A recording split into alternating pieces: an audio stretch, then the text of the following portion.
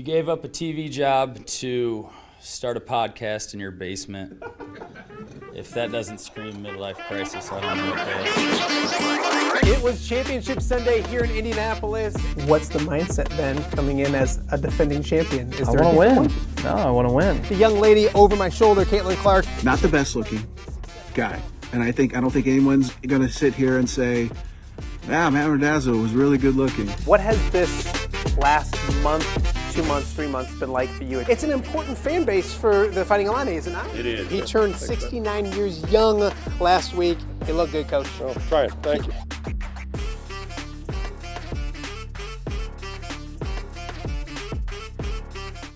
Welcome to Off the Air with Matt Randazzo here on a Thursday in the Quad Cities. Thursday, March 5th. Thank you guys so much for joining us. However you're taking the show in and participating in the show, we appreciate that very, very much. March 5th, it is a big day in the Randazzo family.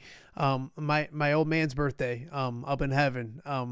My dad's birthday on March 5th, and also my niece Molly Short.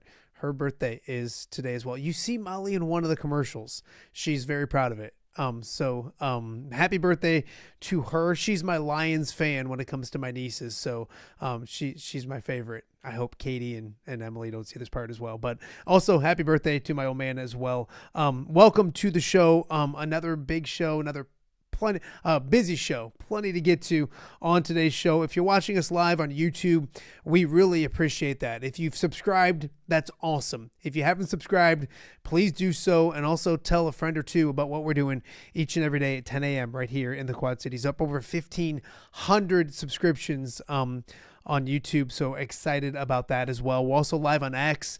X has been very, very good to us as well, and of course, be interactive with the show. We have a great chat going on YouTube. We also take comments and all that kind of stuff on X as well, so get questions to guests, make fun of myself, complain about me, talk sports, whatever you want to do.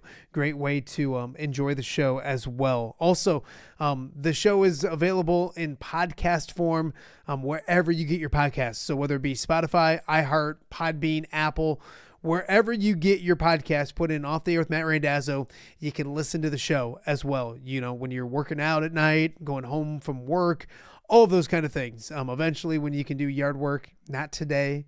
Another nasty day in the Quad Cities, cold, rainy, all that kind of stuff. Supposed to get some storms on Friday. We'll see if that comes to fruition, and then cold again next week. So spring's not quite here yet, but eventually you'll be outside doing yard work, and you can listen to the show each and every day off the air with Matt Randazzo.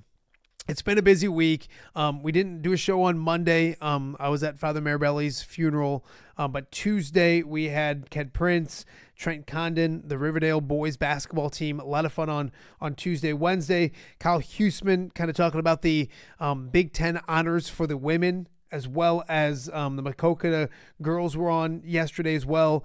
And Bristol Lewis, former United Township standout, heading to the national tournament with UW Platteville. Once again, he's had a fantastic season. Great to catch up with him and talk about Western Big Six basketball, how it prepared him for college basketball and beyond. So a lot of fun with him as well. Today, we have a loaded show to get to, a lot to get to. Coming up in a matter of moments, Nicholas Baer will join us. It's Iowa hosting number 3 Michigan at Carver Hawkeye Arena tonight, senior night. For a trio of Iowa seniors. So a big night at Carver Hawkeye Arena, but coming off of the loss against Penn State and watching what Michigan's done, I don't know what the optimism is like amongst Iowa fans.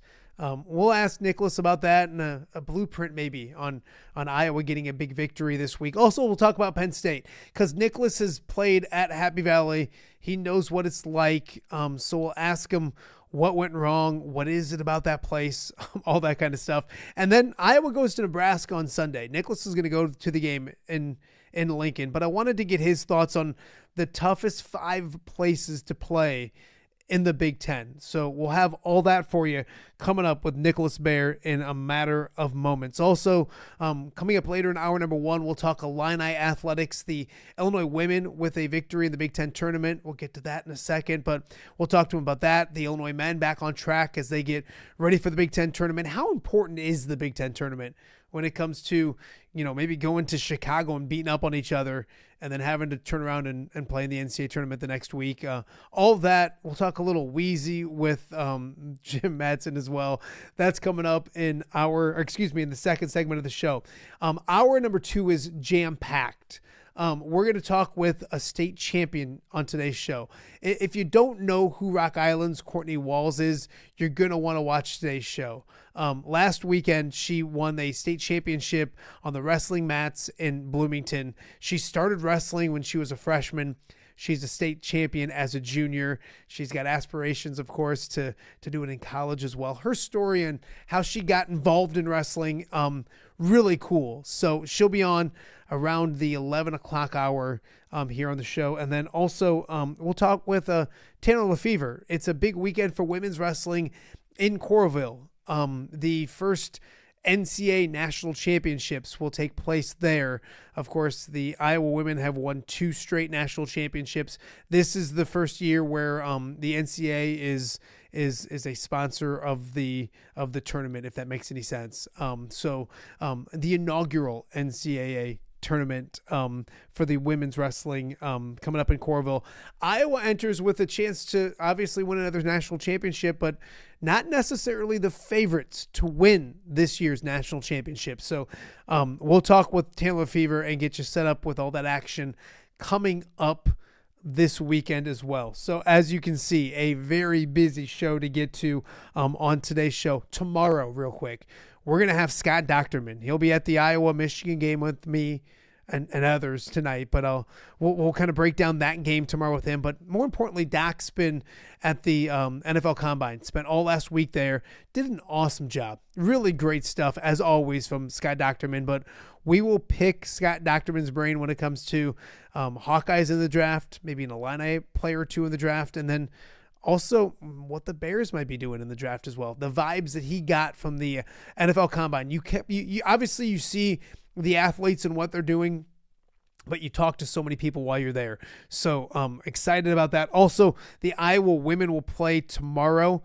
They'll play the winner of Illinois and Michigan State. Rob Brooks will join us tomorrow from Indianapolis to preview that matchup and maybe a big weekend for the Iowa women as well. So when you got Scott Docterman and you have Rob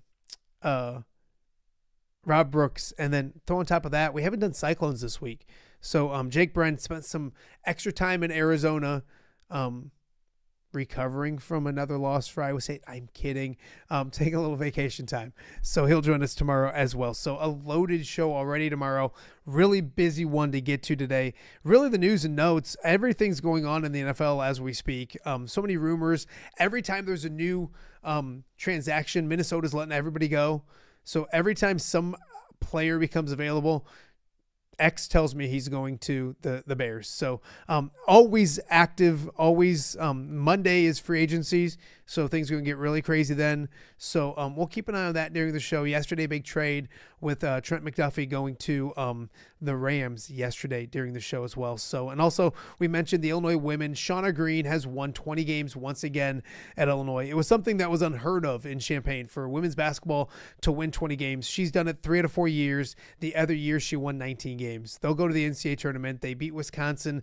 They get Michigan State tonight. And I would love to see an Illinois-Iowa rematch Friday night, 5:30 would be a bunch of fun to watch that as well. So we will talk a little more about that with Jim Mattson coming up later in the show as well. But before we do the Illini stuff, let's start with a big game tonight in Iowa City. It'll be Iowa and number 3 Michigan. We got to turn to a guy who's played in big games like this before.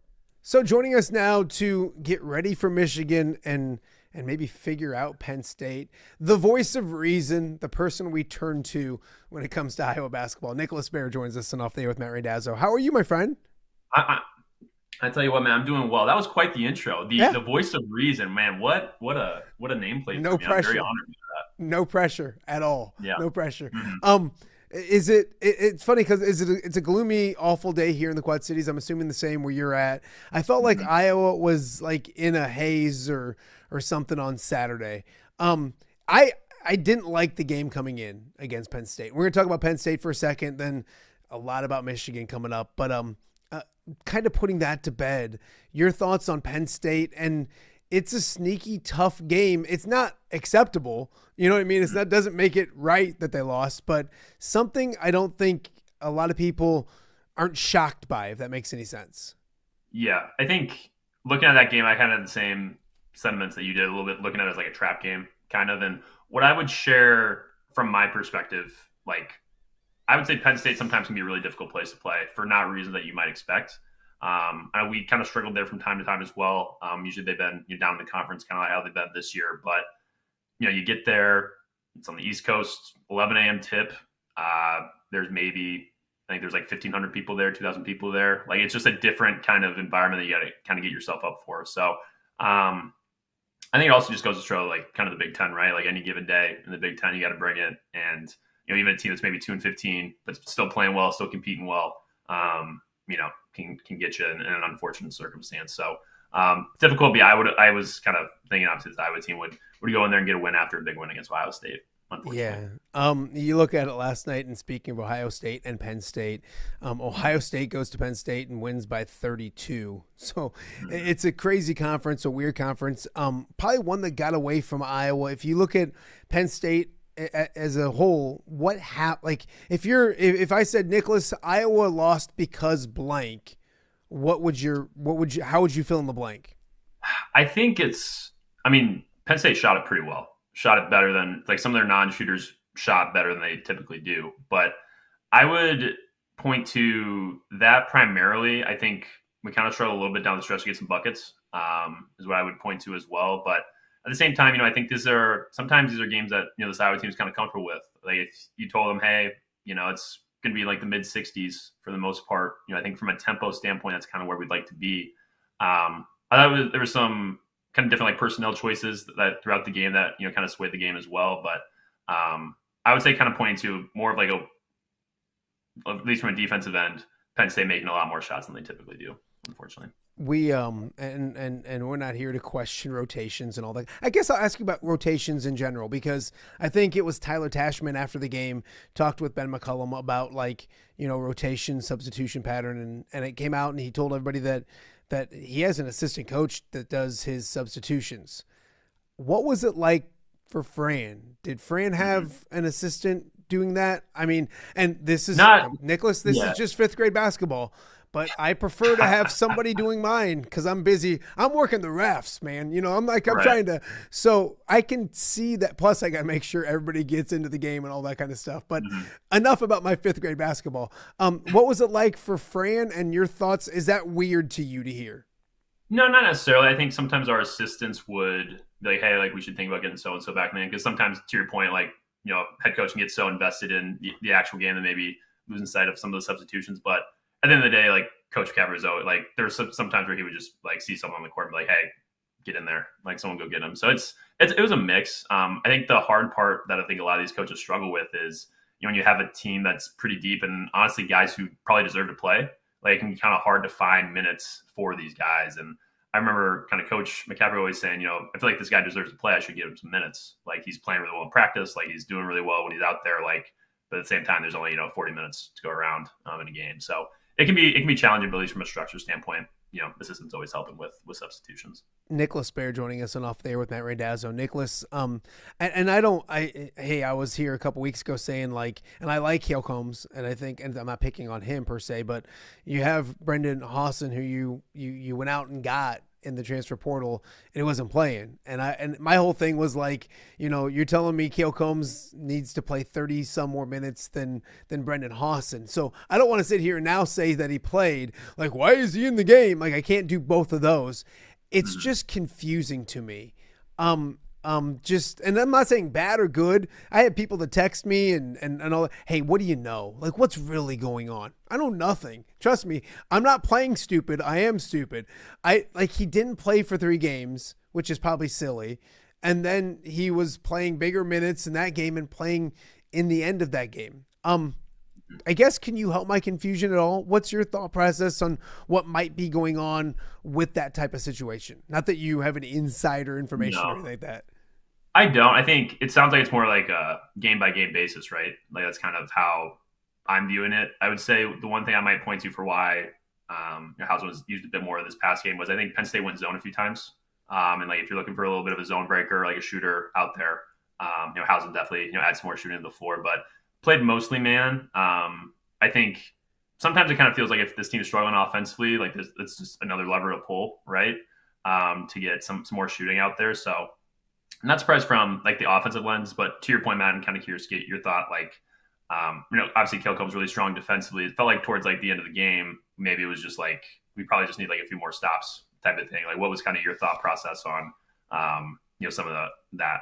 And I agree with you. I do feel it's a feel from game to game, and I understand. That's why I was kind of surprised that Hausen was playing as much, because it felt like Iowa got up 5 with like 3 to go, 3:40 to go, something like that. And I don't think they need to shut it down. I'm always a proponent of like if you just hope to limp to the finish line, you're probably going to lose. If you play not to win, you're probably going to lose. But like it felt like another couple stops and you probably had a victory. And so it felt like it needed to be more of a defensive lineup when it comes to those kind of things. I caution, like, I don't like the guys that are like loving Brendan Hausen and then he plays and he goes 0 for 4, 0 for 3 and all those kind of things. And then those same people are like bashing, like, why are you playing him? It's like, well, you're the same guy that has been pining for him to play. So I just, again, like, I'm not against Brendan Hausen. I'm probably more for the fact that like he can add some offense. And you look at this past game, I almost called him J.R. Koch. Bless you, Coop. Coop played well, and I think he's going to play well. It looked good to get him out of that slump. I always say shooters don't forget how to shoot. Did he have a bad 6-game stretch? Absolutely. Nicholas, have you ever had a bad 6-game stretch when it came to shooting? Few of those. Yeah, so like I think that's going to bode well for Iowa, hopefully tonight, moving forward. But no, I just think that in general, it felt like it was. If it's a matchup thing, it felt like more of a defensive game. That game wasn't played in the 90s or 80s. I mean, it was in the 60s for most of it. If Iowa gets another stop, what could be? So let's turn real fast. I want to visit back on Penn State. How did you guys do there? Because it feels like Iowa never wins at Penn State. I know they do, but like I know it was since 2019 since they had won there, or it still is. And I know they don't play there every year and all those kind of things now. But circle back to that. Did you guys lose, win? Do you remember games that were sleeping tough there? Yeah, I remember my true freshman year, we won there by the skin of our teeth. We lost there a couple times in my senior year. We won by the skin of our teeth. So I remember kind of both of those. It felt like every time out there, you're kind of thinking, hey, this is going to be, maybe like a bit of an easier trip to Happy Valley. It just really wasn't. So, again, kind of different atmosphere. Obviously, the teams are different coaching carousels that have come through there since my time has been there. But it's kind of it's a different, weird gym. It's the second largest gym in the Big Ten. To put it in perspective, which is crazy because obviously for wrestling, they sell that thing out, but like it's got like 17,400 people and, maybe 1,500 or 2,000 are there. So it's just a different type of difficult, but at the same time, hopefully some more Hawkeye success here in the future. Absolutely. Nicholas Baer joining us on Off the Air with Matt Randazzo. Nicholas, you look at tonight's game and so you give yourself a tough situation because you held your own fate for a double bye in the Big Ten tournament, and now you come home and you got to continue to keep pace with Ohio State. You have the tiebreaker with them, but they win last night. It's a really good Michigan team. Before we talk about tonight's game, I know you've seen them in the past. I watched them on Friday night against Illinois at Champaign just do whatever they wanted to do against the Illini in the second half. I am super impressed, obviously, with Michigan right now. What do you see from Michigan? In my opinion, it's one of the top 2-3 teams in all of the country. I think they are the best team. I know they lost to Duke here a few games ago, but I mean, looking at this team, 27-2, they lost to Wisconsin at home in early January. Since then, won 13 Big Ten games in a row, 12 of them by double digits, Matt. Like these guys aren't like just scraping by. Like they are beating teams by double digits and taking care of business. So I think the thing that stands out most to me is the size that they have. I mean, they start 3 guys 6'10" or taller, and have another guy coming off the bench as well. So I think between all that kind of size and the skill that they have, it's going to be a really interesting matchup for this Iowa team. Kind of interested to see how how we kind of match up and handle their size. But I think, I know there's kind of like a bunch of different ratings, like Ken Pom and a bunch of other ones, but like I think they are like one of like the top 2 or 3 teams in the last like 10 years in all these like metric ratings and everything, and the eye test bears that out too. So I know you've had a chance to watch them a considerable amount too, Matt. Yeah, and it's funny because you mentioned like maybe obviously best team of the Big Ten this year. Nicholas, maybe one of the best Big Ten teams we've had in 5 to 10 years, and Brett Underwood obviously is going to give credit where credit's due after the game, but he took that step forward to say like, this is the best Big Ten team, one of the best Big Ten teams I've seen in my time in the league. And that's saying something with them. They're really good. I go back and I look at their losses, and one is to Duke in a close game. I'm like, well, that doesn't make me feel any better. And then the other is against Wisconsin, where Wisconsin really shot it well. I think there's a formula to stay close and maybe shock the world, all those kind of things. But it starts with probably shooting the basketball extremely well, something they haven't done very much this season. Great to see Cooper play the way he played the other day. If there's a recipe in Nicholas Baer's mind, if it's like, okay, Iowa beats Michigan this evening, what has to happen? What's the formula, if that makes any sense? I would say 2 things kind of come to mind. So, they kind of say like styles make fights. This is, the style makes a fight here. Like Michigan wants to push, get up and down, early shots, and Iowa wants to, play a little bit, probably more of like a half court game, slow it down a little bit. So I would say for me, like looking at controlling the pace, a lot of that starts with getting off to a good start. It's a lot easier to, kind of control that pace if you're up 5, up 6 versus like down 7 or 8. Kind of gets a little bit tough if you're playing catch up. So I would say that, and then to your point, Matt, like I think that Wisconsin team that beat them hit like 15 threes and 191-88. So I think for this team, I don't expect like the high 90s. I think we'll play a little bit better defense, but I mean, double-digit threes and, trying to create some turnovers as well. So those are kind of the 2 things I would look at. I mentioned this earlier, like I'm kind of interested to see how we match up with their size. And like, I think it's a good test bearing out for, obviously this Michigan team is going to be a 1 seed in the NCAA tournament, but how does this team kind of match up with maybe some teams that have more size, and how does this Iowa team match up with them in the NCAA tournament? I think it's kind of a good test for seeing how we can compete in March a little bit. It's funny because tonight is senior night, and I used to be a big proponent of like, hey, it's senior night. Like I would look at a schedule and be like, oh, we get this team on senior night. And then I don't know why, but I should go back and look, but I feel like senior night's not been great to Iowa in general. That's just a feeling. I don't know the numbers and all that kind of stuff. What are senior nights like? And obviously for you, that's a place you spent like 17 years at or whatever it was. You were there forever. These guys, a little different with Bennett, but I think the same, like when it comes to the coaches and coaching staff and McCullum, it might not be the place for 4 years, but it's been those guys for 4 years. Maybe not Hawson, obviously, but what are senior nights like? Can you get too caught up with it? And then also, what's tonight's like when it comes to these players? Yeah, I think in general, I remember senior nights as part of 5 of them. Like when you're not a senior, it's kind of like for the most part business as usual. I remember kind of my senior night being there for 5 years, not 17, 5 years. And it was just like a bit more emotional. There's a bit more, kind of pomp and circumstance before, like, you go back, you warm up, and then all of a sudden you're walking out with your family, and it's kind of like, disrupts your rhythm a little bit, but at the same time, like that recognition is really cool, and I think that's the piece of, kind of dedicating yourself somewhere for 5 years and everyone get a chance to appreciate that was pretty special. I think there's been a lot of appreciation for this group this year for sure. So, I think it's going to be different, to kind of a different, pregame atmosphere. But then, at the same time, Matt, once the ball's tipped, it's kind of like, all right, we're off and running. So it's a little bit different, but at the same time, like I think with this group, I think they should be able to focus just fine. It's funny, I mentioned, and I can remember yours now. I don't remember the actual result. I'm going to ask you in a second, but I remember it was a busy Saturday. It was a Saturday, and it was super busy when it comes to like high school sports. And and it was a pregame ceremony, right?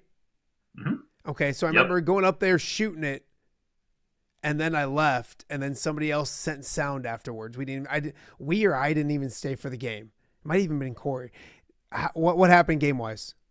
You know what? I thought we were friends, Matt. This whole time, I thought we were, good buddies. We're close. You and I. We're good. We're tight.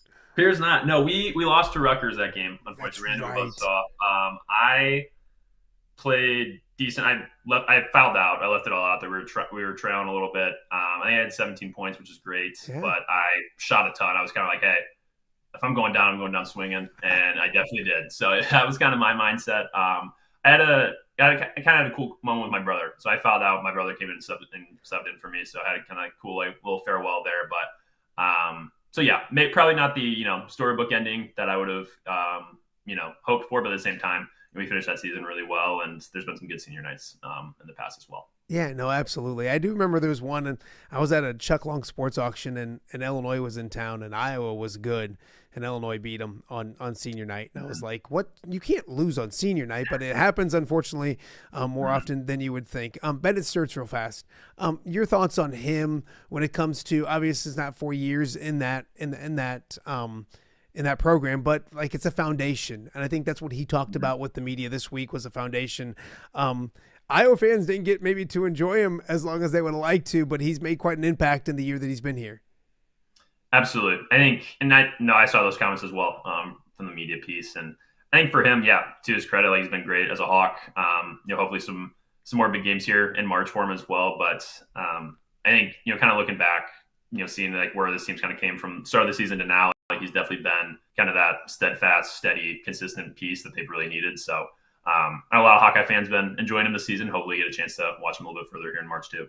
All right, a couple more. Big picture wise, Iowa has Michigan, Nebraska, tough road. I get caught up in the Big Ten tournament. I used to. And yes, you want to go there and win and do well, but like I think it's the tournament afterwards that's the most important. But I don't know if Iowa's in there.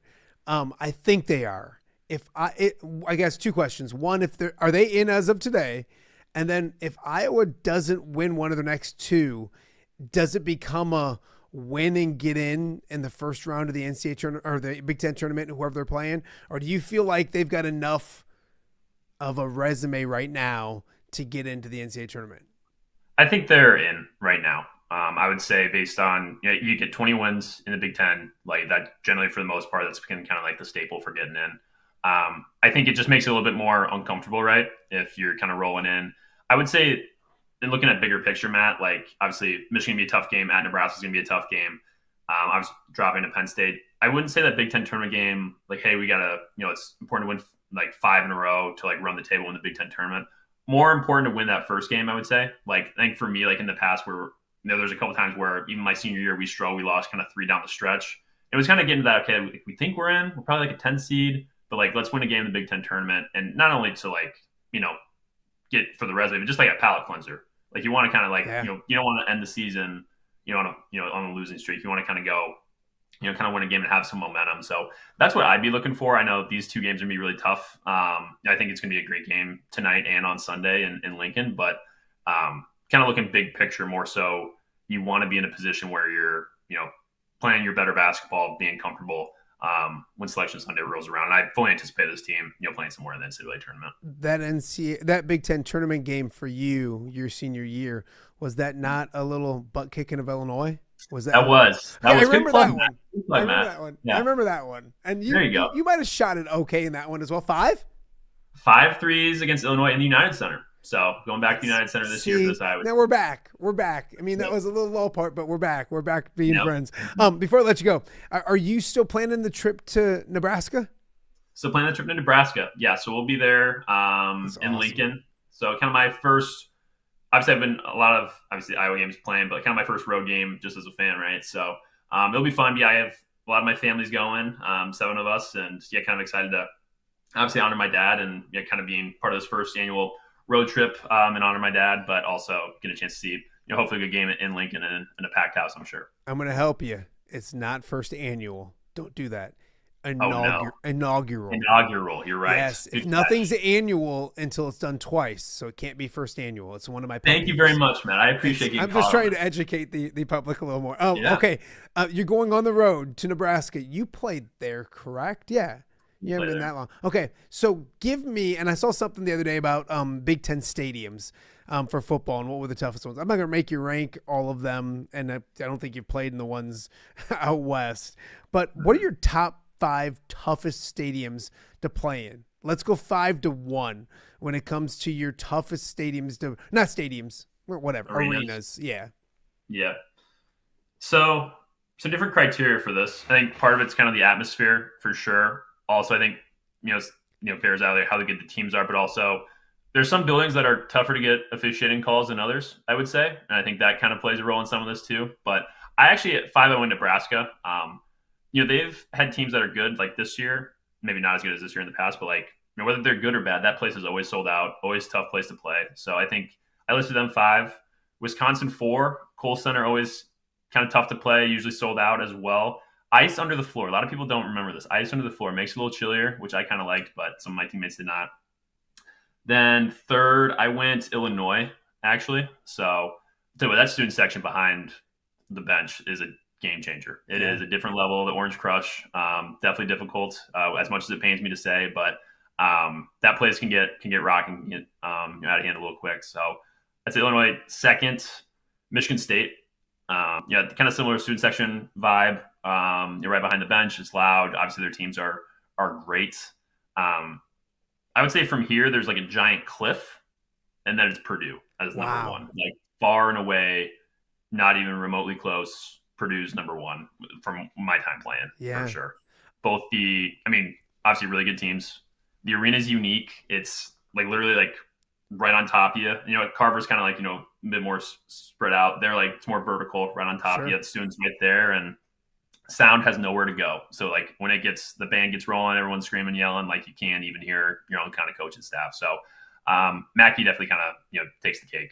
Which one's the one when you mentioned officiating? Is it number 2? It is number 2. Michigan State. It's a tough spot to get some calls up there. We did okay up there, but there's a few times where it can be, and it's difficult on the road in general, but it's it can be difficult up in East Lansing. That's for sure. One of these shows after the season, we're gonna fix Carver. I don't know how, but we're gonna have a little segment, and you and I are gonna tweak and change some things to make Carver. And I still think Carver's a great atmosphere. I do. And when it's full, and you mentioned it's not just the stadiums or the arenas, it's also the environment and student sections help, and maybe where they're located and all those kind of things maybe help a little bit as well. So Nicholas, enjoy Michigan. I'm going to go up there tonight. Hopefully I can bring him some love. And then maybe we'll chat after that trip to Nebraska on Sunday. See if Iowa can get 1 or 2 games down the stretch. I appreciate you, my friend. Sounds like a plan. Thanks, Matt. All right, buddy. That is Nicholas Baer, the one of the best in the business when it comes to breaking things down for us here on Off the Air with Matt Randazzo. And yes, tonight's game, big game, 7:00 start, Michigan senior night. I'm going to make my way up there, but another tough one on the road against Nebraska on Sunday. We got more to get to here on Off the Air. You're watching OTA on a Thursday right here in the Quad Cities. We'll be right back. For over 65 years, Lindquist Ford has proudly served the Quad Cities, and they're just getting started. Looking for a new ride? Check out a healthy mix of new and quality pre-owned vehicles ready for you. Need service? Skip the waiting room. With free pickup and delivery and mobile service, they come to you. No delays, no hassle. From routine maintenance to a full-service collision repair shop, it's fast, friendly, reliable, and always transparent. Lindquist Ford, serving the Quad Cities since 1959. Experience the difference today. Hey, I'm the Crawford guy. Ooh, do you guys always speak at the same time? Sorry, guys. I'll go first. If you need help with your heating or air conditioning, or electrical, or plumbing, Crawford Company can solve your problem. But what about your problem? What problem? Do you not hear yourselves? Take it from me, the Crawford lady. And me, the Crawford guy. Crawford is the comfort company.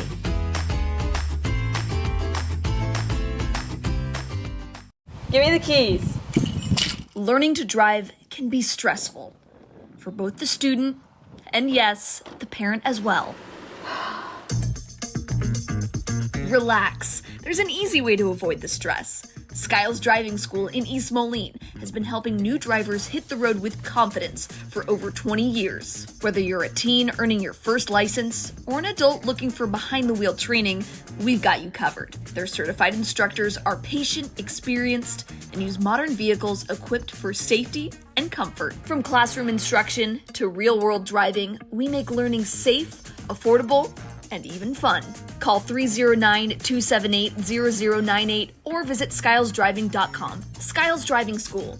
Get in, buckle up, drive your future forward. Welcome back to Off the Air with Matt Randazzo here on a Thursday in the Quad Cities. The Big Ten tournament is underway for the ladies in Indianapolis. Coming up tomorrow on the show, we'll be joined by the voice of the Iowa Women's Radio Network, Rob Brooks. He'll be in Indianapolis, and we can preview Iowa's quarterfinal game, but we don't know who that's against yet. It could be a rematch with Illinois if the Illinois women can get the job done against Michigan State tonight. Joining me to talk all about some Illini athletics is our good friend Jim Mattson from down in the Peoria area. First and foremost, are you surviving this time of year? It's always crazy. It is crazy. Somebody said to me yesterday, it's Wednesday, it's midweek, and I'm like, there is no midweek in March. Every day's, I have to think about what day it is. Is it girls' night or boys' night for the high school? We have Missouri Valley Conference, we have Big Ten tournaments, so March is crazy. No, it's crazy.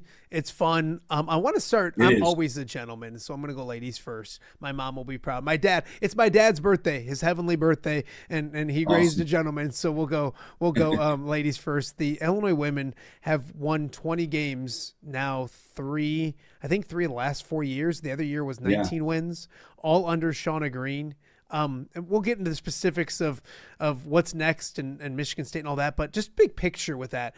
Jim, if I told you 5 years ago that the Illinois women's basketball program was winning 20 games a year, you would have thought I was nuts. What she's done in Illinois, I continue to say, is one of the most overlooked things in women's college basketball or in college sports. It's remarkable. Yeah, I think it's, Josh Whitman gets so much credit for the hiring of Brett Bielema and for the hiring of Brad Underwood. You could certainly argue Sean Green's his best hire.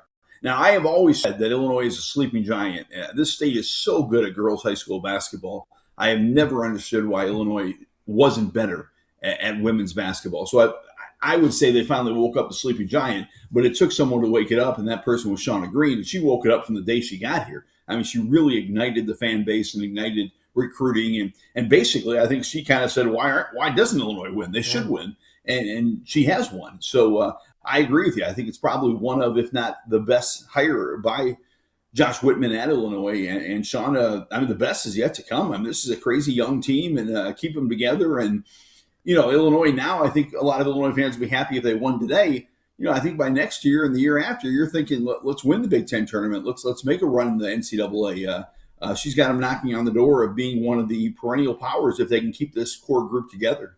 Yeah, Jim, I don't think next year they're playing on Wednesday or Thursday. They're probably not playing until Friday, right, with the way they play. And you mentioned, and I want to talk about what's to come with Michigan State, and then I think Iowa matchup would be great.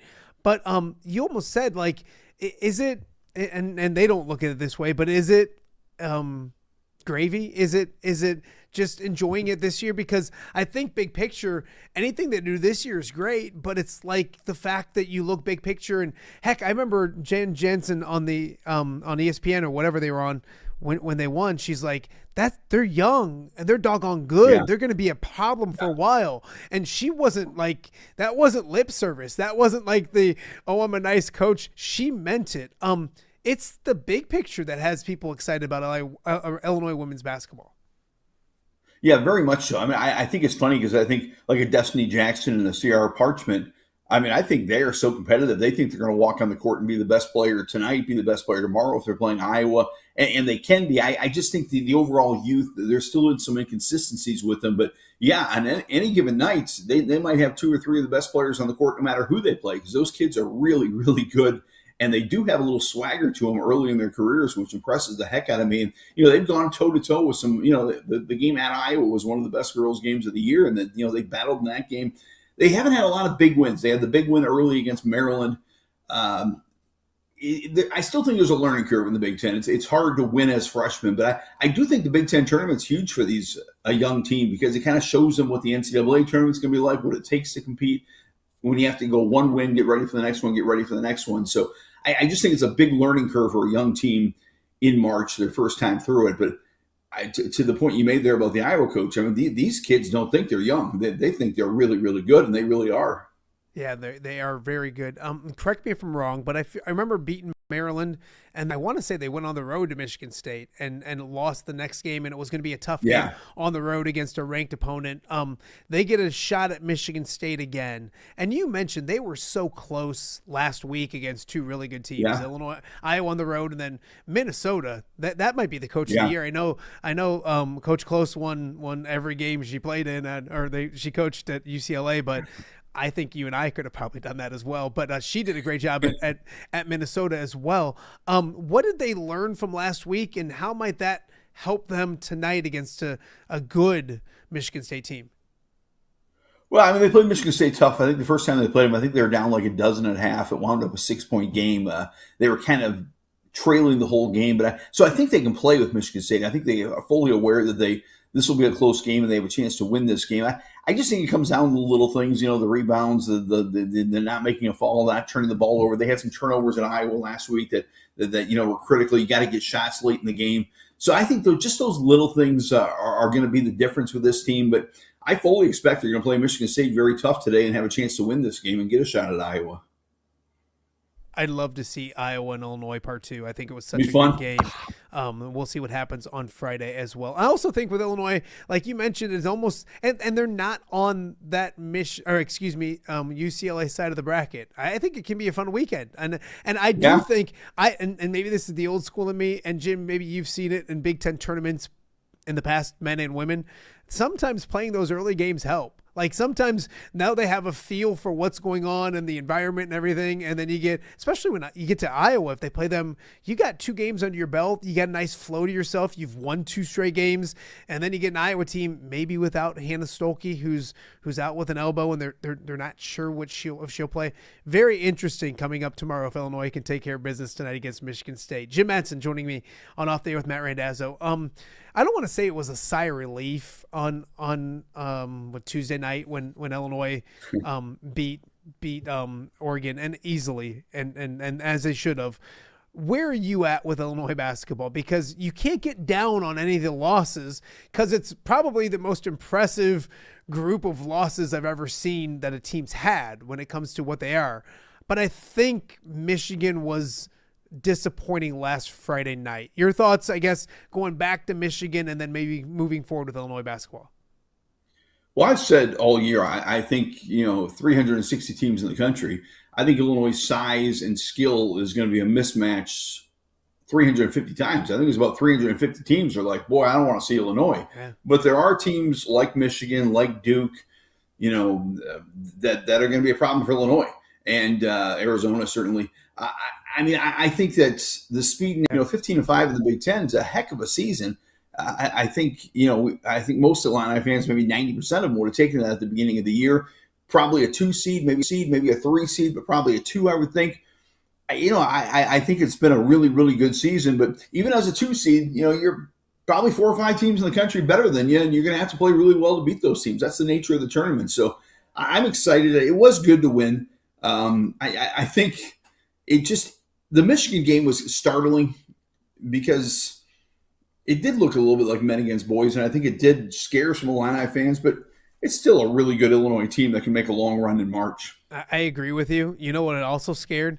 It scared the heck out of Iowa fans coming up tonight, where they got to figure out how to slow down that team in Carver Hawkeye. And Jim, you look at it, and I've been saying it's like Arizona, Michigan, maybe Duke to an extent. They look different when it comes to They do. But I will say this, and we've talked, this year, and it's because of the transfer portal. It's because of there's no watered down college basketball anymore. Like there's some grown men playing college basketball. There's some professionals playing college basketball. So you look at it, and I think there are 10 teams that can. If you told me this team won the national, if I told you Houston won the national championship, you wouldn't be surprised.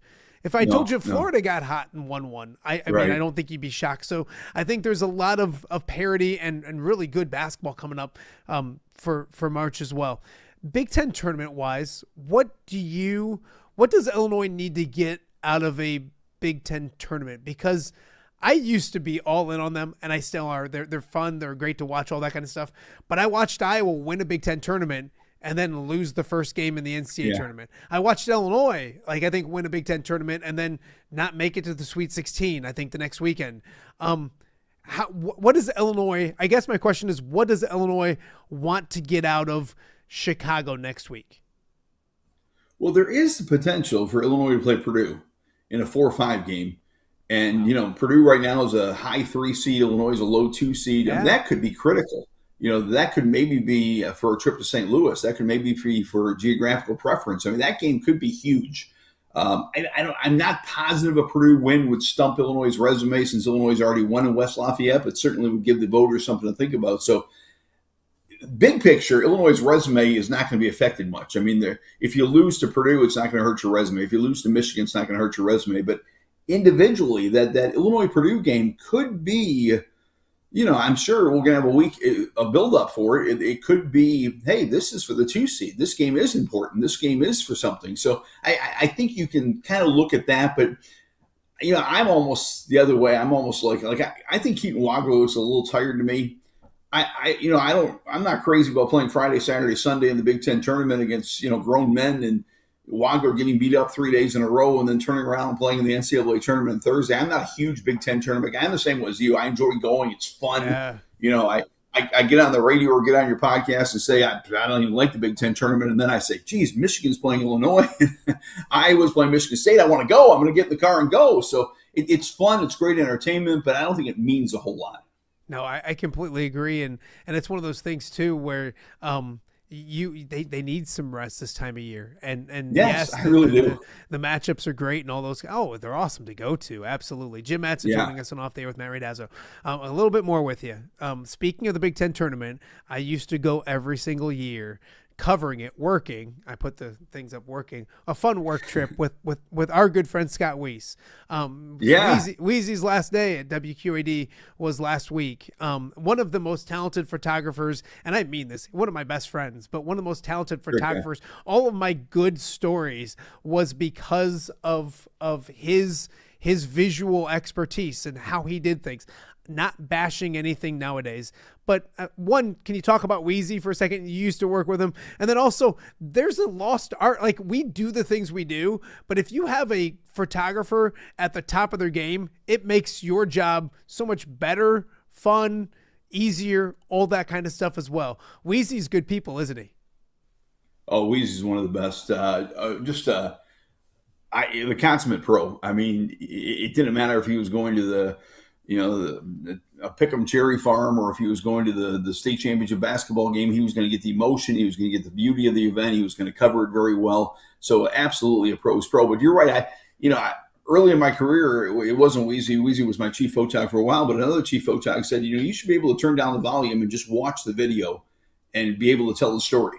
And that was Scott. I mean, you could see the emotion. You could see the magnitude of the event through the video. And we don't have enough of that. We have a lot of, I'm shooting my own stories, and sometimes I'm in a hurry and I don't have time to, drag the tripod up to the top row and get a beautiful shot or whatever. But boy, Wheezy never left any stone unturned. He got all the great shots. And those are the guys who, make our business kind of an art form, but really are the best in our business. So you hate to see a guy like that leave the business, but, he had a great run. Great run. He did. We'll drink a Polar Pop for him later today as well.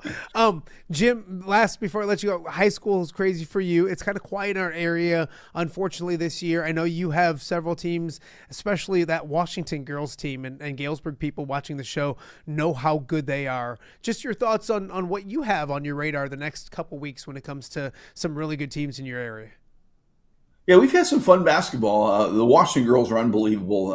I don't know. I've never covered a team. They have 4 seniors who have all scored 1,000 points. One of them who scored 2,000 points, playing simultaneously. 2 of them are 4-year starters. All 4 of them are 3-year starters. 2 of them are going D1, 2 of them are going D2, but they share the ball. They pass the ball. I mean, when I say, sometimes I say I like girls basketball better than boys basketball, it's because of teams like Washington that passes the ball, shares the ball. You have to guard all 5.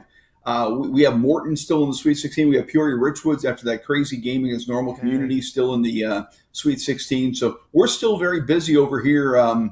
I'm trying to think. I saw Wethersfield out of your area play a girls game against DMAC the other night. What a crowd Wethersfield had. What a game that was. DMAC won it, so I'm actually going to cover DMAC today in the state finals. But it was fun to see Wethersfield the other day. But, I love the small town basketball. I love, and we're really busy over here. We still got a lot of teams left, so it's going to be a busy Friday night tomorrow with the Washington girls playing and a whole bunch of Peoria area boys teams. Jim, enjoy your week. Go hard at it, and then before you know it, you'll be golfing. All right, so that's the latest. That's right. That's absolutely right. Some golf coming up real soon. Always appreciate you taking the time. Be well, my friend. We'll catch up soon. Enjoy the madness. Thanks, Matt. All right, that is Jim Mattson from the Peoria area.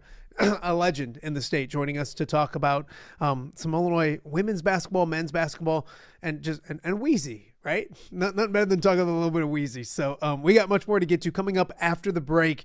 We talked about our area. We had a state champion when it came to the women's wrestling mats last week. Courtney Walls from Rock Island, state championship, is just a junior. Her story is awesome. She's going to join us live right here on Off the Air after the break. We'll be right back. All right, be honest. Are you craving Hungry Hobo again? You know, that fresh sliced meat piled high on those amazing sandwiches, hot off the grill chicken and steak with all those delicious toppings, the biggest and best selection of baked potatoes, or simply some waffle fries dipped in cheese. Well, now that Quad City favorite is even easier to get. Download the Hungry Hobo app today. Order ahead, skip the line, and earn rewards all at the same time. There's Double Points Monday and exclusive specials as well. With 12 locations in the Quad City area, it's Hungry Hobo. Now even easier to find, but still hard to resist. Rafferty Funeral Home, dedicated to serving families in the Quad Cities since 2007. Hi, welcome. Yeah, come on in. An experienced staff plans each service to reflect the unique life and legacy of your loved one. Rafferty Funeral Home is proud to serve our community with dignity, respect, and compassion, helping you to celebrate your traditions and lasting memories no matter your faith, culture, or budget. Rafferty Funeral Home in Moline. Call today to discuss prearrangements.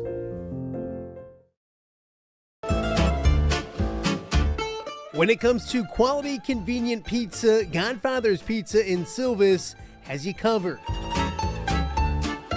Featuring a beautiful dine-in area, delivery, and a carry-out window. Godfather's Pizza is that pizza you grew up with, not a convenience store. You see, at Godfather's Pizza, the dough is made fresh daily. That mozzarella cheese is shredded fresh and never frozen. And those toppings are abundantly piled high each and every time. Locally owned and operated since 2010, Godfather's is a huge supporter of local athletes right here in the Quad Cities. So come on by and check them out at 1211 Avenue of the Cities in Silvis. Order online at godfathers.com and reunite with that same delicious pizza you grew up with.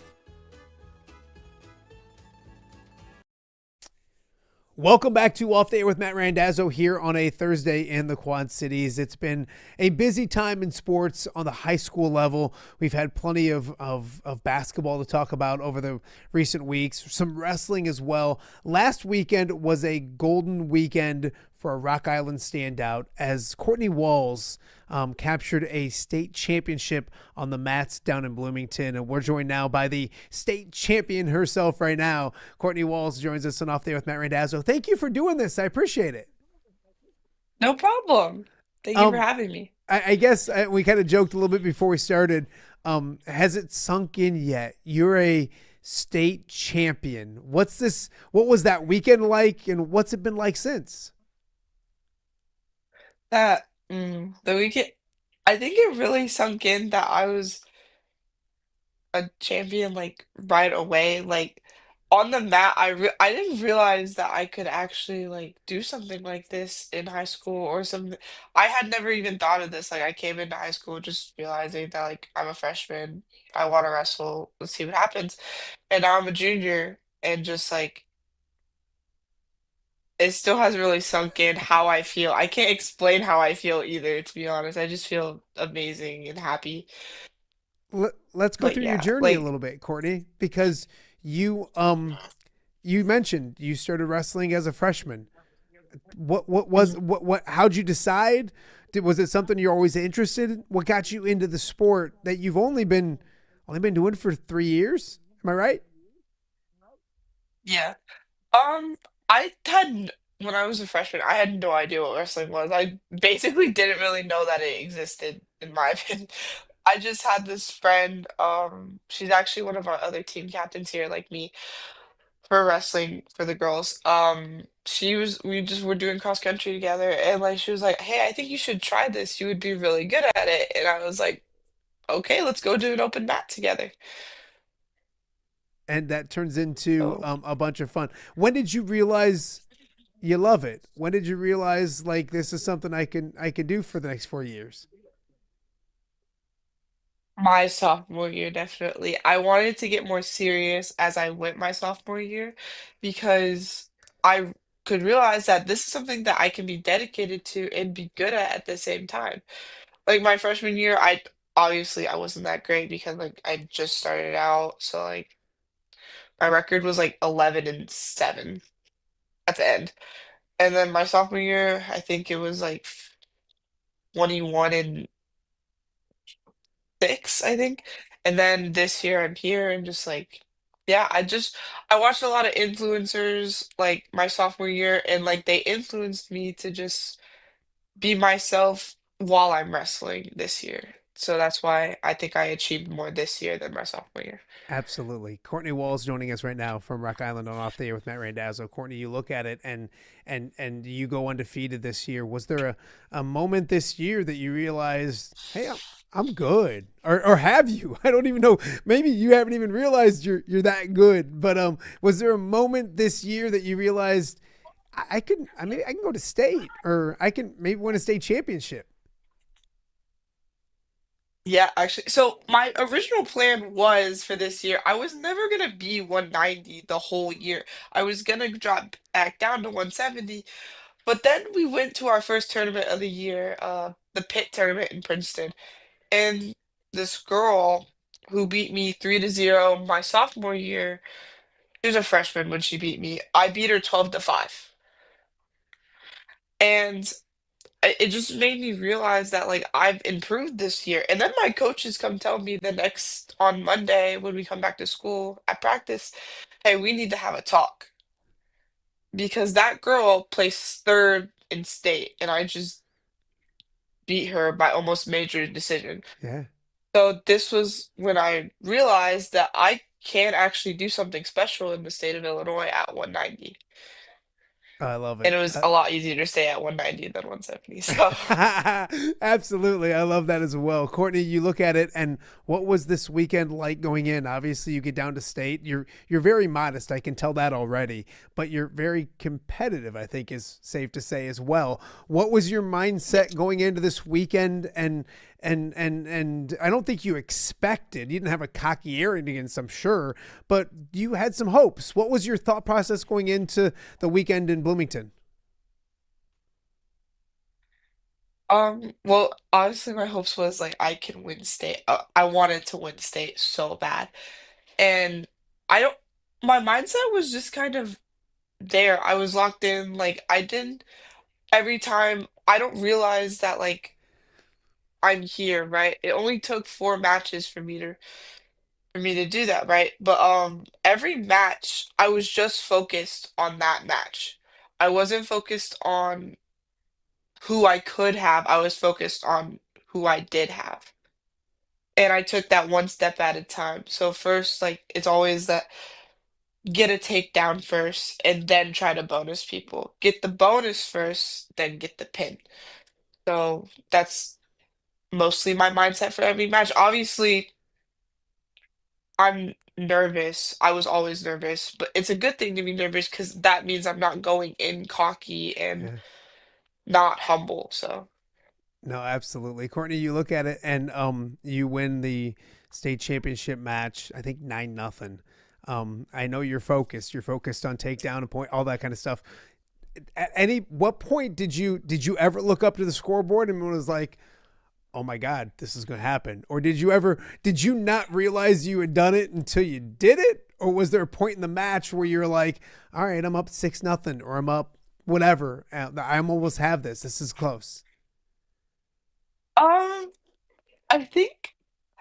Well, obviously, I felt good after the first takedown, like of my finals match, but I genuinely didn't realize it until I was back on top of her, like because at the third period I started in the down position and I got a reversal, a 2-point reversal, and like probably maybe 10 seconds left of the match is when I was like, wait, is this actually gonna happen? And you can kind of see my face go.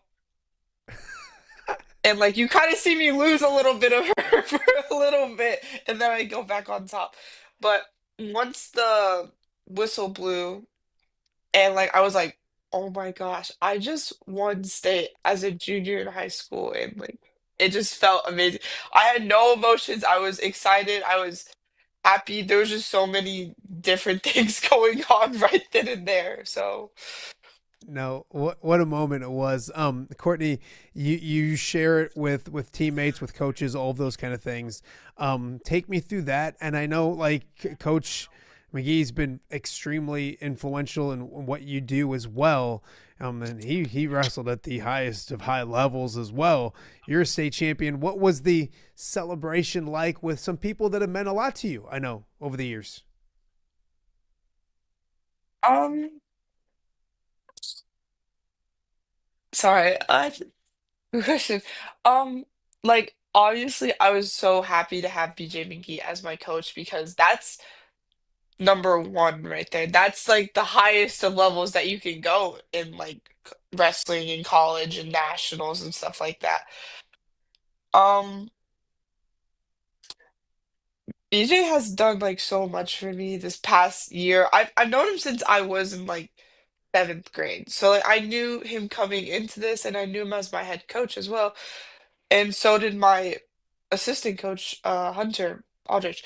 He was really great. I think I was so excited. Like, as you can see, I don't know if you saw the clip, but I literally ran into Hunter's arms and just hugged him. And like, all he was saying is that I'm so proud of you, kid. And I'm like, thank you so much.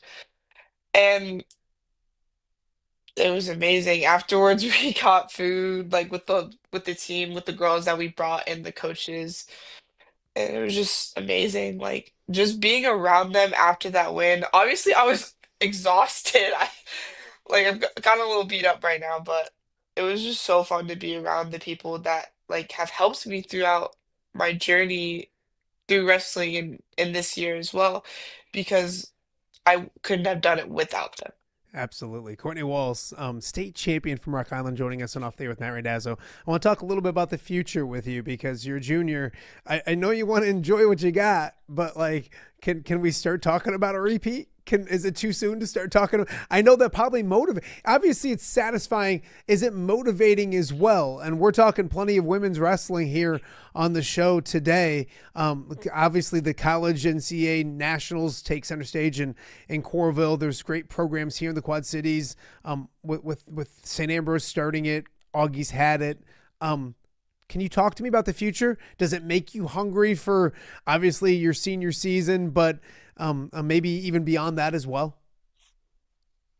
Yeah, I can definitely see. I want that. And I can definitely see myself getting a two-peater but I have to do what I did this year. I can't just go in cocky and be like, oh, I won state last year because that was last year.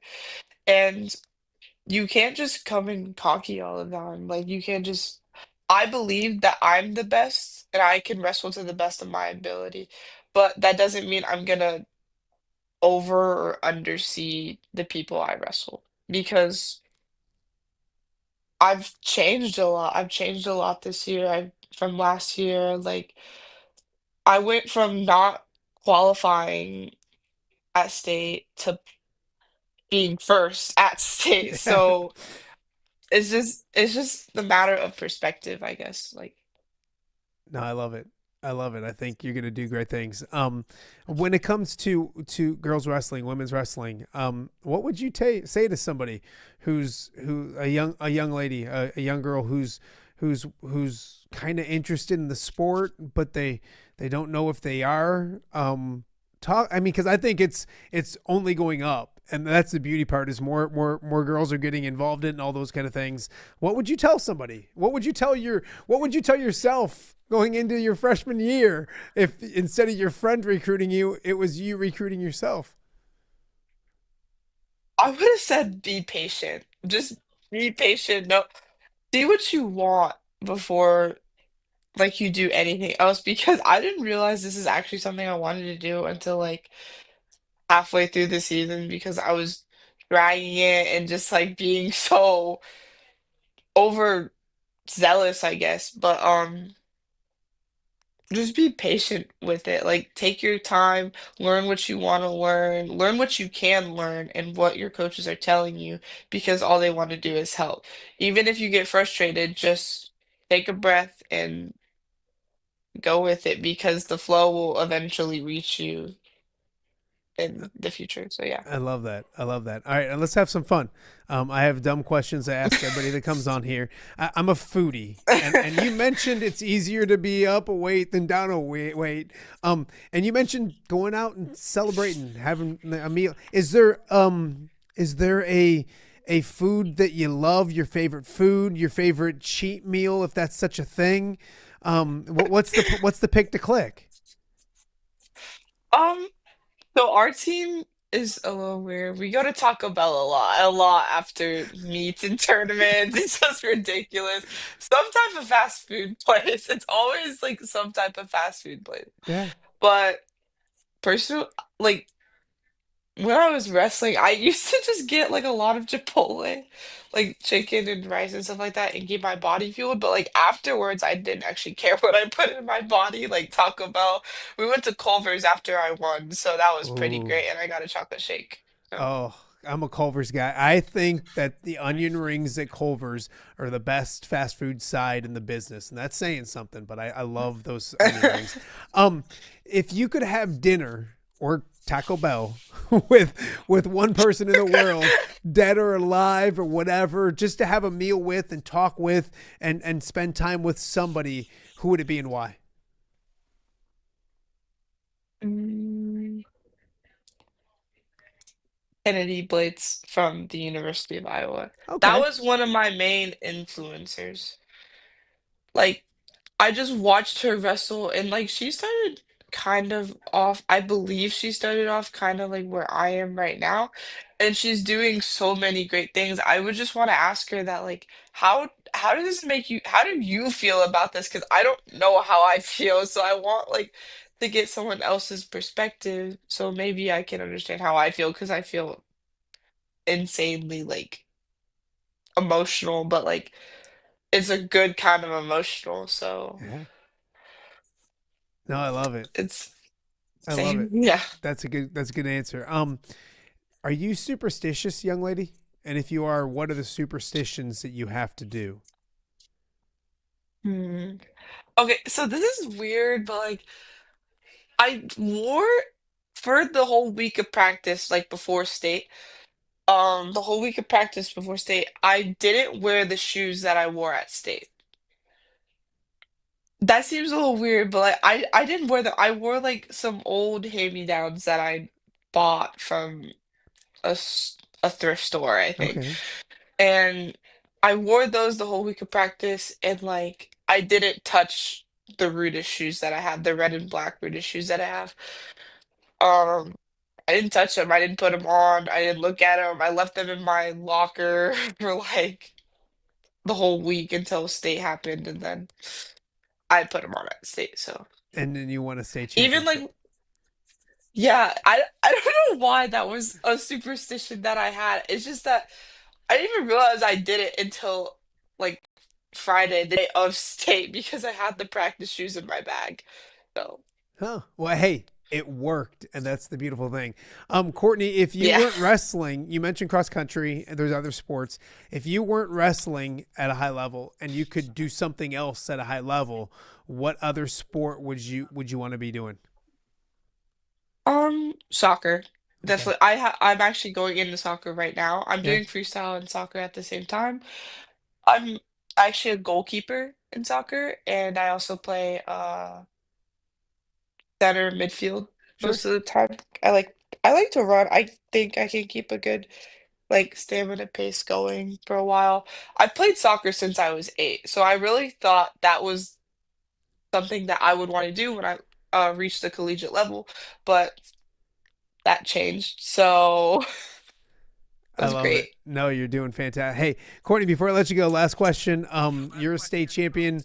Has this week been different? Has more people than not? Obviously, some goofy guy wanting you to be on his show has bugged you the whole time. But besides that, like, has it been different? Has it been fun to get the reaction from people around the area that you're a state champion?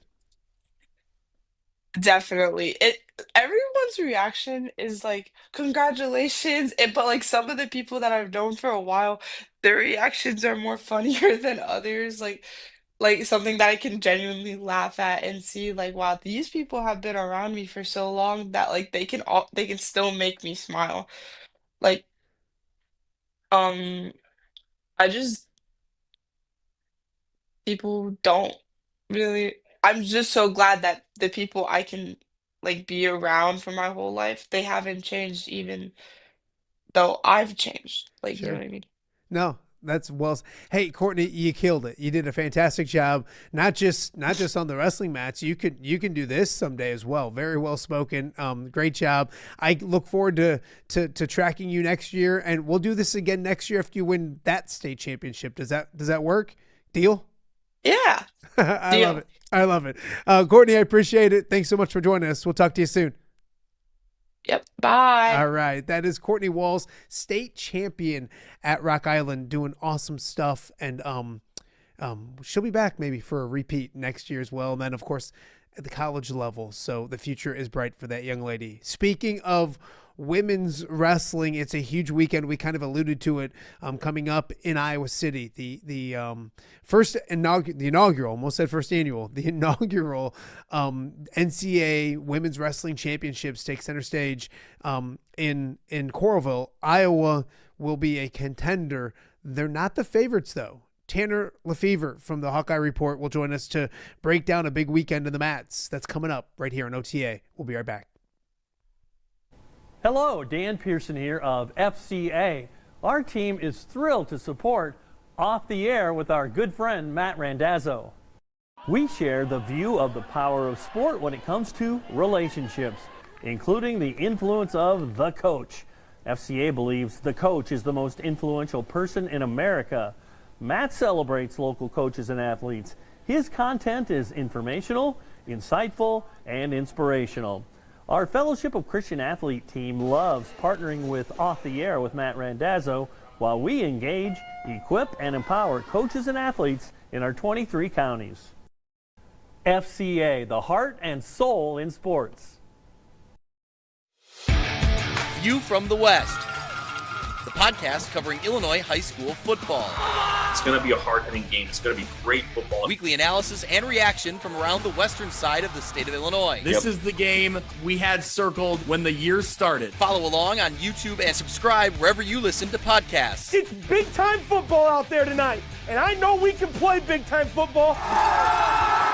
View from the West. We got you covered.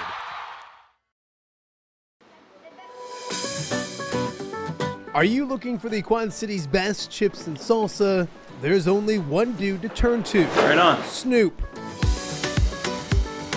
Hand-cut chips, fried fresh with that crunch you've come to love. And the most addicting salsa with delicious fresh ingredients each and every time. Pick up your chips and salsa, queso, enchiladas, and much more at the Stern Center in Rock Island. To place your order, simply call the man himself. It's Snoop at 309-314-8197 and find out for yourself what the rest of the Quad Cities already loves. Welcome back to Off Day with Matt Randazzo here on a Thursday in the Quad Cities. It promises to be a big weekend on the mats in Coralville and Iowa City as the best women's wrestlers in the entire nation do battle looking for a national championship. It's the inaugural NCAA Wrestling Women's National Championships, and we'll explain that here in a second. Because here on the show, we do have a lot of Hawkeye Report flavor. There's that ugly guy named Tom Kakert. There's that guy, Kyle Huseman, who might as well be my co-host most days. And then there's, of course, the brains behind the operation. Tanner Lafever joins us right now on Off the Air with Matt Randazzo. Thank you for doing this, my friend. Yeah, no, I appreciate you. Thanks for having me. It was nice of Tom to let me off the leash and come join this fine program you got going. I love it. I love it. We talked about that, and I mentioned at the top, it's the first or the inaugural NCAA Women's Wrestling Championships. Can you kind of explain that? Because the Iowa women's program has won 2 straight national championships. They're going kind of for a three-peat, but it's not quite a three-peat because it's different. Can you explain a little bit about that? Sure. Yeah, it's different in name, but the same in terms of the aim and the competition I will be facing. So prior to this year, women's wrestling at NCAA schools competed for what was then an NCWWC title, which was National Collegiate Women's Wrestling Championships. Basically, that was a championship event formed because the NCAA had yet to officially sanction women's wrestling as a championship sport. That all changed last year ahead of the final NCWWC championships. And this year, women's wrestling at the NCAA level officially becomes its 91st sanctioned championship sport. So in terms of the Hawkeyes competing this weekend, it'll be pretty much all the same competition that they've wrestled in years past. It's a tournament format that wrestling fans will be used to from the men's side and the women's side. And it's just that they'll be doing so under an NCAA banner, which carries a lot more prestige for the sport and is a goal that a lot of these women never previously had growing up in the sport, because NCAA championship wasn't an option for women's wrestling. So it's different, but it's the same in a lot of ways. But no matter how you slice it, it's a big deal for all 180 women that'll be competing in Coralville this weekend. No, absolutely. And you look at it, Iowa's done great the last few years. They've won 2 national championships. This year they're good once again, but it's crazy because from the outside looking in, you'd think it's Iowa wrestling. They're probably favored. We're going to get into the people that might do well for Iowa here in a second, and they look really good. It's a good team and 3 number 1 seeds overall, but they're technically not favored if you think about it this weekend. Is that surprising? I think most people would think they'd be the favorite to win a national championship. Yeah, so again, as you mentioned, surprise to the public, I'm sure, surprise to newer fans of the sport, maybe people that are coming to Iowa women's wrestling for the first time. Not a surprise to me following along this season for a couple reasons. For one, there are other excellent programs in women's college wrestling. There have been before Iowa joined the mix 2 years ago, and there have been ever since the Hawkeyes have been on the scene. It's actually McKendree, Division II college out of Lebanon, Illinois, is the favorite coming into this weekend based strictly on pre-seeds for the national tournament.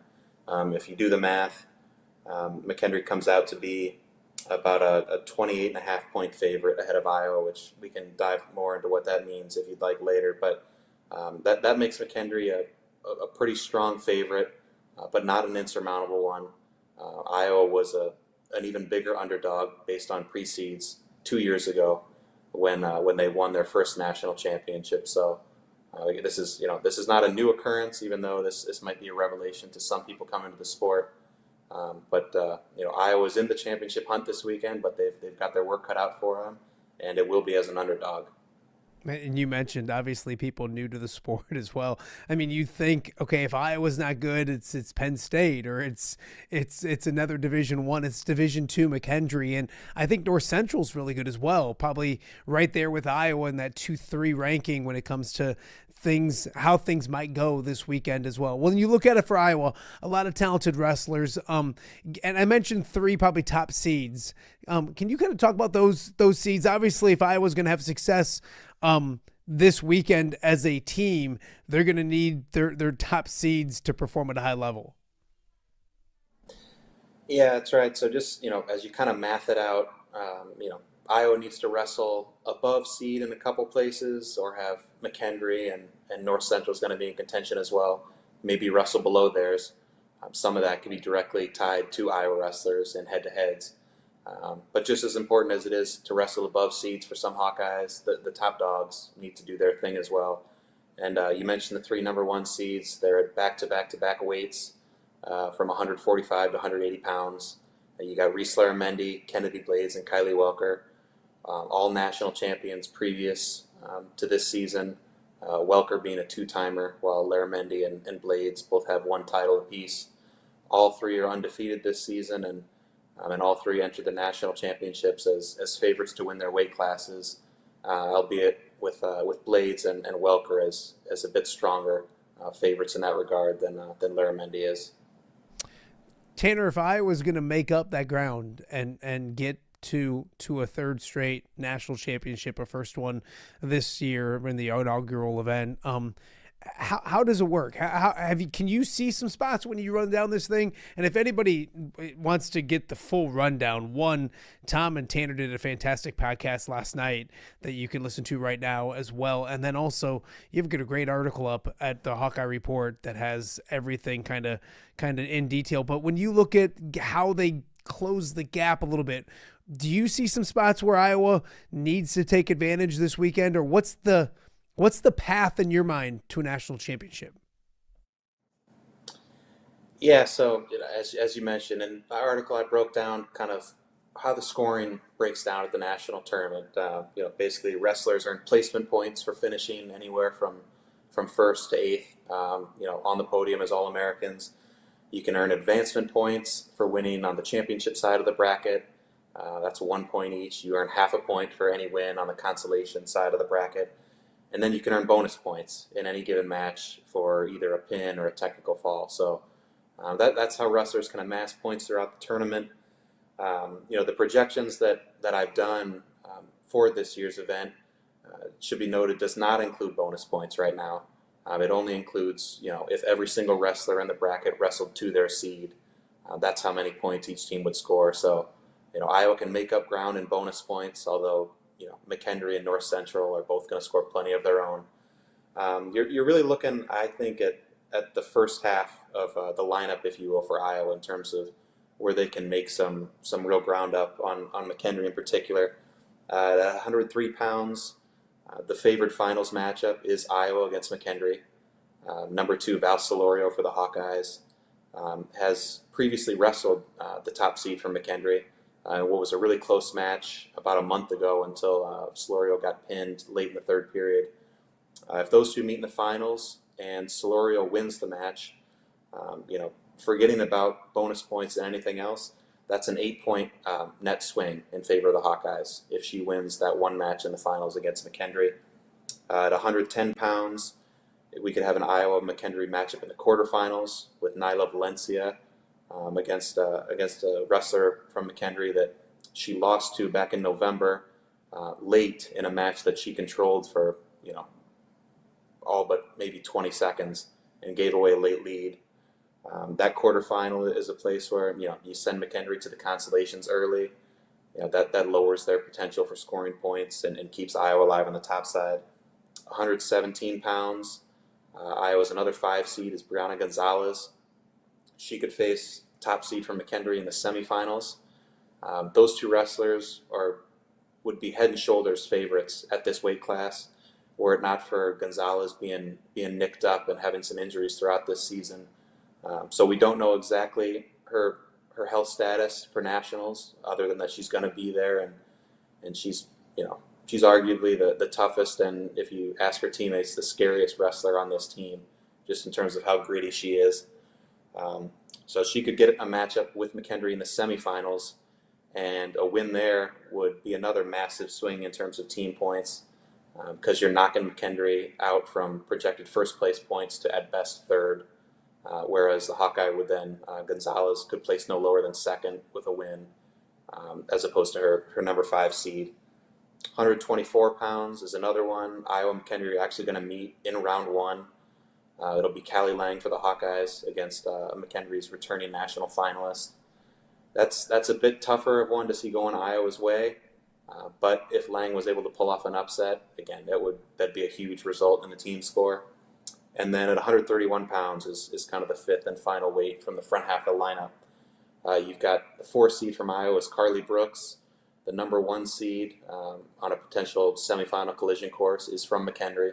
Is actually a 4-time national champion who will turn 26 years old next month. Is how long she's been around the college scene, and those two could face off in the semifinals. They also wrestled about a month ago at the same event I've been referencing already, and that match was a 3-1 loss for Carly Brooks of Iowa, but she had a couple opportunities late to score the winning takedown, and so if those two were to meet in the semifinals, that's another place where Iowa, again, could pick up major team points while also knocking McKendree down a few pegs. So, there's not a shortage of places for Iowa to make up ground, and Iowa also doesn't need to be perfect in order to make up that ground, and it doesn't need McKendree to fall off a cliff either. There's enough variance and realistic variance throughout this tournament that Iowa could make up that ground.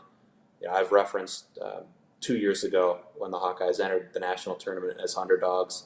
They were 36.5-point underdogs based on seeds entering that tournament. This weekend is only 28.5. So the Hawkeyes have overcome bigger projected deficits than this before, and it really just comes down to chipping away and winning in the margins, and you want to make it close for the finals and late into Saturday evening, because if you can do that, we mentioned some of Iowa's heavy hitters. They know how to perform on a championship stage, and if bonus points could be the difference in the team score, Iowa's got the horses to add some extra points to their tally come the end of this tournament. Should be a fantastic weekend. Tanner Lafever joining us right now on Off the Air with Matt Randazzo. Tanner, I wanted to talk to you about a local product because Ella Schmidt is in the Iowa women's program, a Bettendorf product, fantastic wrestler that I got to cover a lot when I was still doing it at WQAD. How was her season? I know she's not in nationals. She made a few changes this year, some rules changes, changed a few things. Kind of give us an update on the progress of her career at the University of Iowa. Yeah, so Ella is one of maybe the biggest characters on the team, and has been ever since she arrived from Bettendorf as part of Iowa's inaugural recruiting class. She was the first recruit in program history from the state of Iowa back in 2022, and has just been a pillar of the program ever since. She was an All-American 2 years ago. In Iowa's first season at the national tournament, she was 7th at 143 pounds back then, reaching the podium. The last 2 years, she hasn't been in the postseason lineup as Iowa's been pretty loaded with talent. I mentioned Riesler Mendy's the top seed this week at 145. Those two have gone, battled it out over the years. There's several other Hawkeyes that are excellent as well. So Schmidt isn't in the postseason lineup this year as she wasn't last. And actually, this is her final year as a Hawkeye. She participated in senior day festivities and announced that she'll be moving on to the next stage of her life following graduation this semester. But she's somebody that has been a shining light and an absolute character for the Iowa program for the past 4 years.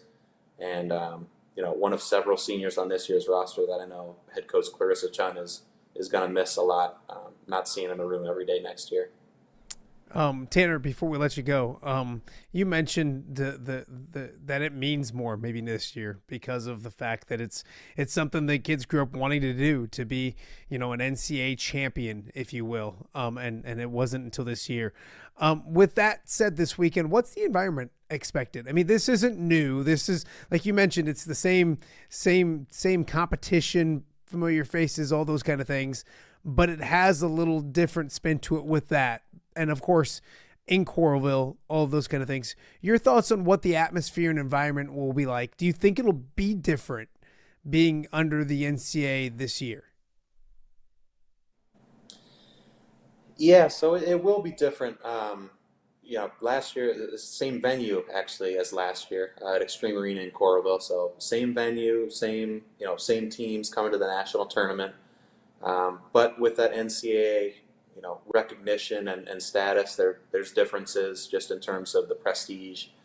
You're going to have ESPN is broadcasting this year's championships. Every session will be streamed live on ESPN Plus. They brought in a pair of Olympic gold medalists will be commentating during the weekend. Jordan Burroughs is arguably the greatest men's wrestler in American history, and Sarah Hildebrandt from the women's side won gold just a couple years ago in Paris. So that's another added layer of prestige to this event. Also being under the NCAA banner, it'll be a smaller field than years past. Last year there were 320 national qualifiers. This year I'll bite my tongue and just say that for likely monetary reasons, the NCAA decided to limit the field to just 180 wrestlers. Much to my and others' chagrin. So that's a difference as well. But in general, the environment should be great. It was great last year, and I think it's been a step up every year since women's wrestling really found its footing and has been picking up stride in recent years as one of the fastest growing sports, especially at the high school level, but also collegiately as well. So, yeah, I'm not exactly sure what it's going to look like this weekend as compared to last year, but I expect it to just be another step in the right direction. And, for any faults that, this NCAA status may have brought in terms of, some of its formatting procedures, I think it's still a net win for the sport. It's still a net win for these athletes who get to call themselves, NCAA All-Americans or better yet, national champions. And there's a weight that comes with that wrestlers on the men's side have been benefiting from and cherishing for a long time now. And it's no small deal that the women are going to be able to do the same here coming up in just a couple days. That's well said. Before I let you go, got a prediction? I know that you can number it all out and figure it out when it comes to, maybe that, but obviously you mentioned it can go several different ways. Your thoughts, your gut feeling going into this weekend when it comes to probably the three best teams being McKendree, North Central, and Iowa. Yeah, so I only do predictions for the championships events on both the men's and women's side. So it's the first time doing it all season, and just kind of went through weight class by weight class, how I thought it would play out, and then tallied stuff up at the end. And to my surprise, honestly, after going through the exercise, I've got Iowa winning. Again, not that it would be a shock to see them do so, but they're a very real underdog, as I've said to you already. I think I had Iowa wrestling to their seed at 4 of 10 weights and wrestling above seed at 6 others. And while it may sound outlandish to suggest that all 10 point scorers are going to wrestle to or above their seed, well, that's exactly what Iowa did 2 years ago when they overcame a bigger projected deficit heading into the national tournament to win it all. So that made me feel a little less foolish, having that history behind me. Conversely, I think McKendree is going to be the biggest challenger, just based on the lineup they have and the title contenders. As you mentioned, North Central would be a mistake to overlook them. They beat both Iowa and McKendree back in January at the national duels. So, and they've been first or second each of the last 3 years. So they're going to be heard from for sure. I think it's going to be an Iowa-McKendree battle, and the way I kind of broke things down, apparently I've got the Hawkeyes winning it. Again, not a surprise in terms of all the possibilities out there, but one that I hope fans will recognize if the Hawkeyes do pull it off. This was not an easy feat, and truthfully not the one that would be expected on paper. No, absolutely. Tanner, tell people how they can check out your coverage. You'll be there for the Hawkeye Report, of course. How they follow you on social media, all of those kind of things as we give you some love. Forget, like, Kyle is just, he's on here all the time, and Tom is creepy. We know that.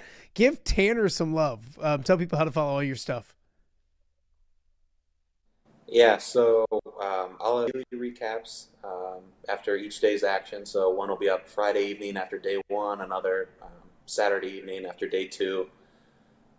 Then, I'll boots on the ground covering things on social media. So, it's my first and last name, Tanner Lafever, for Twitter. We've got a Hawkeye Report Instagram page that we do stuff on as well. And, we'll have some interviews from athletes and coaches probably at the end of each day as well. So that's the best place to follow along. Obviously, check in on the website. If you're a member on the message boards, we've got threads going for the women's championships.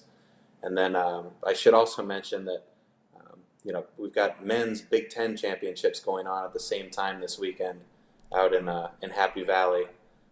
Iowa will not be likely in the championship hunt out there, but that'll be this Saturday and Sunday. Most of it on Big Ten Network and Big Ten Plus. So Tom's gonna carry most of the coverage and results for the Iowa men on Saturday while I'm in Coralville, and then Sunday I'll pick things up as the Hawkeye men chase Big Ten titles there out in State College. Gotcha. And Tanner, we'll see you next week because we can preview some things in the upcoming weeks when it comes to, and maybe some question marks in the future when it comes to Iowa men's wrestling, but that's a different show and a different topic. We won't get into that right now. So Tanner, I appreciate you. You've always been my favorite Hawkeye Report employee besides Dennis. I love Dennis too. The other knuckleheads I don't know about. Right. So I appreciate you, my friend. We'll catch up soon. All right. Appreciate it. Thanks. All right. That is Tanner Lafever with the Hawkeye Report joining us. What a great weekend it's going to be in Coralville. And he's right. I think he did a good job making sure people realized Iowa is they're underdogs to win a championship this weekend, a real underdog. But it can be done. So we'll keep it locked and follow Tanner for coverage and all that kind of stuff, and something to talk about on Monday, hopefully, as well. So we got more to get to. You're watching OTA on a Thursday right here in the Quad Cities. We'll be right back. For over 65 years, Linquist Ford has proudly served the Quad Cities, and they're just getting started. Looking for a new ride? Check out a healthy mix of new and quality pre-owned vehicles ready for you. Need service? Skip the waiting room. With free pickup and delivery and mobile service, they come to you. No delays, no hassle. From routine maintenance to a full-service collision repair shop, it's fast, friendly, reliable, and always transparent. Linquist Ford, serving the Quad Cities since 1959. Experience the difference today. Hey, I'm the Crawford guy. Ooh, do you guys always speak at the same time? Sorry, guys. I'll go first. If you need help with your heating or air conditioning, or electrical, or plumbing, Crawford Company can solve your problem. But what about your problem? What problem? Do you not hear yourselves? Take it from me, the Crawford lady. And me, the Crawford guy. Crawford is the comfort company.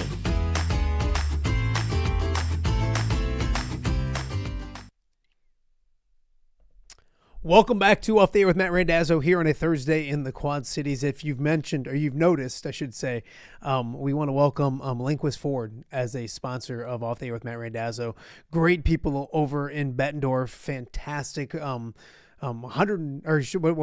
1959 is since they've been in business since, and Damian Papish and everyone over there doing a fantastic job. So excited to work with them and add them to the OTA family as well. A busy Thursday here on Off the Air, and as we've been talking about a lot, including women's wrestling and everything in between, you turn to the old Twitter sphere, and I mentioned, it's funny, I think I talked about it at the start, you never know what happens when it comes to the NFL during the show, and there has been a trade. The Chicago Bears are trading DJ Moore to the Buffalo Bills for a draft pick. They don't know what the compensation back is just yet, but DJ Moore will be heading to Buffalo in exchange for actually, here's the compensation.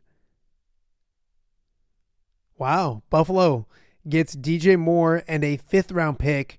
The Chicago Bears get a 2nd-round pick. So the Bears adding a 2nd-round pick in exchange for DJ Moore and a 5th-round pick. So I expected a middle-round pick, maybe a 3rd or 4th-round pick. I mean, you put the 5th with it, probably gets you to a 2nd-round pick, but a nice pickup for the Bears when it comes to another piece of the puzzle for the draft, or for ammunition and able to go get another player, maybe possibly Max Crosby. This thing is just getting started when it comes to the NFL, the offseason, all of those kind of things. But as for the Bears and the trade of DJ Moore, I remember when the Bears got DJ Moore and everyone was excited about having that guy in there. I think he's a good football player. I think he'll do a really good job in Buffalo. The Bills needed a guy like that. I tweeted it, and I'm going to get in trouble. It'll be fun to watch DJ Moore play with an elite quarterback. And that's Justin Fields wasn't. I don't know if Caleb is yet. He's not, but not yet. I don't want to get into that whole conversation, but I think it's a good move for DJ Moore. Similar to the Lions trading David Montgomery earlier this week. Both fan bases, Lions and Bears, have great memories. DJ Moore, that catch to beat the Packers at Soldier Field, will live in history for them. And the amount of great moments that David Montgomery had for the Lions, very similar. So there's that emotional attachment, but I think it's good for the franchises. It frees up money and gets some draft picks back for both. And then also it's good for both players. I think DJ Moore will have a better season next year in Buffalo than he would have in Chicago. And also David Montgomery, I think, will get more carries and be a bigger part of the offense in Houston. So very similar with that. So if you look at the Bears offseason, they've traded DJ Moore. They have also lost Drew Dahlman to retirement. And then they get back a 2nd-round pick, and there's plenty of talk about who's coming to the Bears next. It'll be interesting to see if that helps them get a Max Crosby. And if that's the case, that would be big for the Chicago Bears going into next season as well. I'm trying to kind of look in. There was something else I was going to share with you guys, and I can't find it right now. But of course, the big news, and you can weigh in on X, on our chat, all of this kind of things. The Bears trading DJ Moore and a 5th-round pick in exchange for a 2nd-round pick, and we'll see how they use that 2nd-round pick. If it's to get something, or if it is to actually draft someone coming up this April in the NFL draft. So we'll keep locked on that. We'll have more tomorrow. Scott Docterman is on tomorrow. Somebody who's at the Combine, and God knows we could be talking about a Max Crosby trade with Doc tomorrow morning. So that's how quickly. It's funny because I do pre-record some segments when it comes to interviews when people are available, and sometimes you're sitting there and you're like, oh, there's breaking news, and you got to wait more towards the end of the show to talk about that as well. So again, NFL is king, and there will be a lot of NFL news over the next couple weeks, and then some as well. So again, tomorrow's show, we'll have Scott Docterman on the show. We will also have Rob Brooks from Indianapolis to preview the Iowa women. We'll get you caught up on whatever's happening in the NFL with the Bears and everyone in between. Maybe a little Cyclones with Jake Brend and much more. So a lot to get to. One more show, OTA on Friday. If you're an Iowa fan, you're in Carver Hawkeye tonight, you see me, come say hi. I'm going to get up there and check out the Hawkeyes and the Wolverines, and we'll have much more for you on that tomorrow on the show. Again, thank you to our guests today. Nicholas Baer, as good as ever, as always, breaking down Iowa, Michigan, talking some Iowa basketball. We also chatted with Jim Mattson, talking about the Illini and the Illini women, and of course some high school stuff with him. And then congratulations once again, Courtney Walls, state champion from Rock Island. She joined the show in hour number 2, and then also Tanner Lafever getting us set for the inaugural NCAA Women's Wrestling Championships this weekend in Coralville. If you missed any of it, go back and check it out. Check out the shows from earlier this week. Subscribe, like, comment, all of those kind of fun things. We got one more show to get to this week. It'll be tomorrow. We will see you guys then.